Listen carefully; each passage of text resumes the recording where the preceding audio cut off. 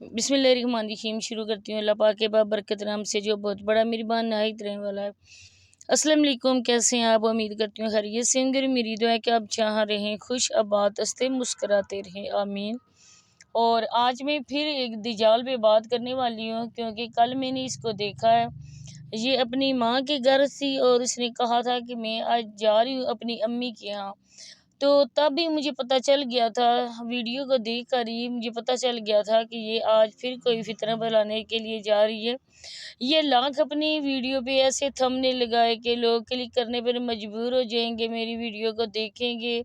ये सस्पेंस छोड़ती है, लेकिन हमें पता होता है ना कि ये कोई ना कोई ऐसा फिसादन आएगी माँ के घर और वहाँ आके ये ज़रूर कोई बात करेगी। तो इसको शर्म नहीं आती। जब हम बात करते हैं ना सोनिया पे या सोनिया की अम्मी हजूर पे, तब कुछ हमारे भी सब्सक्राइबर हैं और उनके भी सब्सक्राइबर हैं, तो उनको ये बात जी लगती है ना बहुत ज़्यादा बुरी। और मेरे प्यारे बहन भाइयों, मैं आप सब का एहतराम करती हूँ, अपने आप सब की मैं रिस्पेक्ट करती हूँ।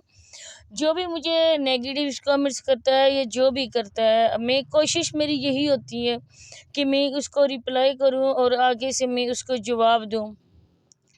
लेकिन फिर कुछ ऐसे बंदे भी बातें कर जाते हैं ना, तो मुझे मजबूर हो के उनको फिर जवाब देना पड़ता है। तो कुछ ऐसे लोग भी हैं ना जिनको उनकी लैंग्वेज में जवाब देना होता है, लेकिन ये लोग नहीं सोचते। बात कर रही थी उन अपने सब्सक्राइबर की, लेकिन वो ये बात नहीं सोचते ना कि हम इन पे क्यों बात करते हैं। हम वो लोग हैं ना जो 1 साल से इनके लिए वीडियोस बना रहे थे, इनके लिए मतलब कि इनके कहने पे नहीं, इनके फेवर में वीडियो बना रहे थे, साबरा के अगेंस्ट वीडियो बना रहे थे। और साबरा के अगेंस्ट तो हम बनाते ही रहेंगे इंशाल्लाह, क्योंकि साबरा ने जो किया है ना वो काम बहुत ही गलत काम है। उसको कोई भी अच्छी नज़रों से नहीं देखता इस काम को, और न ही ये काम हमारा मुआशरा पसंद करता है।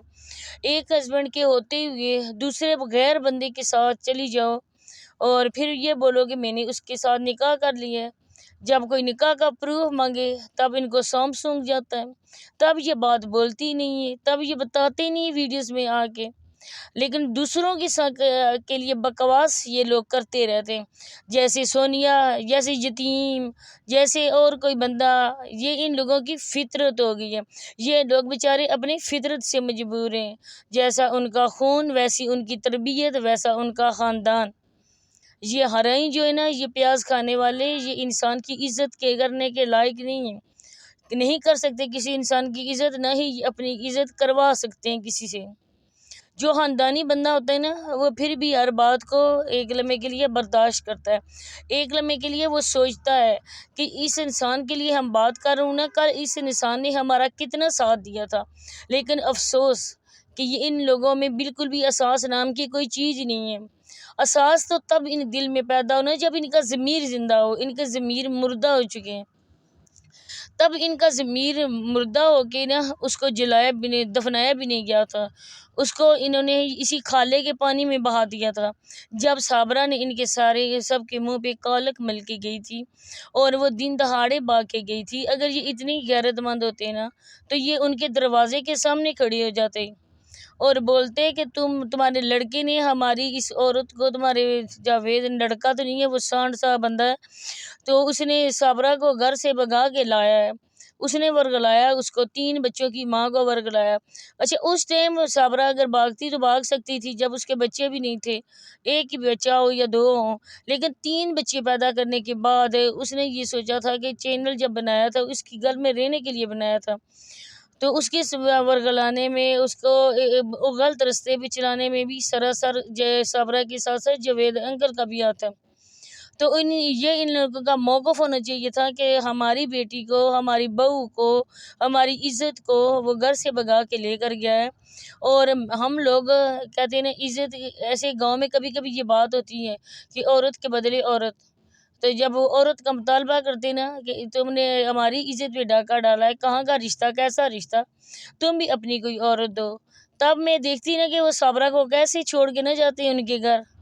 लेकिन अफसोस कि ये लोग मर चुके हैं। इन लोग ज़मीर के साथ साथ ये लोग खुद भी मर चुके हैं। और इसी तरह के ये सोनिया लोग हैं। सोनिया लोगों को भी बिल्कुल बात करने का सोनिया को ना तरीका नहीं समझ है। खुद को तो ये पढ़ी लिखी लड़की ज़ाहिर करती है, लड़की तो नहीं है, ये तो अधेड़ उम्र औरत है। तो जब आके टिकटॉक पे बैठ के गैर मर्दों के साथ जब ये मैच खेल रही होती है, जब ये ठठेल गा रही होती है, दूसरी तरफ इसकी अम्मी अपनी पोतियों को लेकर बैठी हुई होती हैं और उन लोगों के साथ उसकी पोती उनके सामने मैसेज कर रही होती है, सामने कर रही होती है दादी के सामने मैसेज। और दादी जैसे मैं अगर टिकटॉक इसकी उठा के लगाती हूँ नसीमा आंटी की, तो ये बात आपको बुरी महसूस ना हो सॉरी, उनके सब्सक्राइबर को ये बात बुरी ना महसूस हो कि मैंने सीमा आंटी की क्यों वीडियोस लगाती हूँ। अरे मेरी भी माँ, सब माँ वाले हैं, तो दूसरी अपनी माँ की रिस्पेक्ट करता है ना, वो दूसरों की माँ की भी रिस्पेक्ट करता है। तो इसका ये मतलब तो नहीं है ना कि बूढ़ी औरतें भी जिनकी टांगे कब्र में वो जो मर्जी करती रहे उन पर बात ना कीजिए। आप इनको बोलो ना ये क्यों एक्ट करती हैं। आपकी माँ अगर ऐसा एक्ट करे ना तो आप लोगों को बुरा लगेगा या नहीं लगेगा। एक माँ की उम्र की औरत को जब कोई देखता है तो हैरत की बात तो होती ही है ना।